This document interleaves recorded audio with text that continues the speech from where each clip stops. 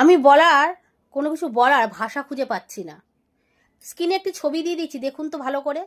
মানে আমরা এতটাই কুকুরকে ভালোবাসতে শুরু করে দিয়েছি যে কুকুরকে ভালোবাসার সাথে সাথে আমাদের যে দেব দেবী আছে তাদেরও ছোট করতে শুরু করে দিয়েছি। মানে কোনো কিছু একটা উৎসব আসুক, ভগবানের কোনো তিথি আসুক, সেই তিথিতে আমরা কুকুরকে সেরকমই সাজানোর চেষ্টা করি। জন্মাষ্টমী আসলে কৃষ্ণের মতন সাজিয়ে দিলাম, এই যে শিবরাত্রি আসছে শিবের মতন সাজিয়ে দিয়েছি। বাহ, কত ভালো কাজ করলাম বলুন তো দেখি। আমরা অনেকেই অন্য ধর্মের লোকের উপর আঙুল তুলে বলি যে আমাদের ধর্মটাকে তারা ছোট করে দেখে, বাজে কথা বলে।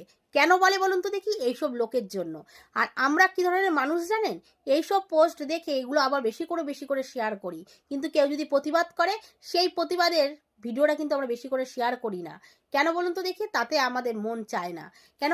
এই যে আমি ভিডিও কথাগুলো বলছি অনেকের কিন্তু ভালো লাগবে না, অনেকে খারাপ কমেন্ট করবে, কিন্তু যারা সনাতন ধর্মকে ভালোবাসে, মহাদেবকে ভালোবাসে, তারা কিন্তু এই ছবিটাকে যে দিয়েছে আপনারা দেখুন, রাগ আসছে না?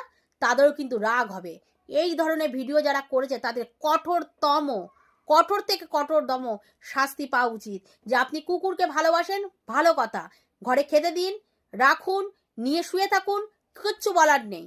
কিন্তু আমাদের সনাতন ধর্মের কোনো দেব দেবীকে নিয়ে, মানে দেব দেবীর বেশ তাদের দিয়ে এরকম ধরনের পোস্ট করবেন না।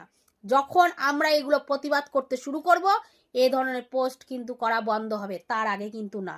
আর আমার সবার কাছে অনুরোধ, আর কোনো ভিডিও আমার শেয়ার করুন না করুন, এই ভিডিওটা কিন্তু অবশ্যই শেয়ার করে লোকের কাছে পৌঁছে দেবেন, যাতে মানুষ একটু সচেতন হতে পারে।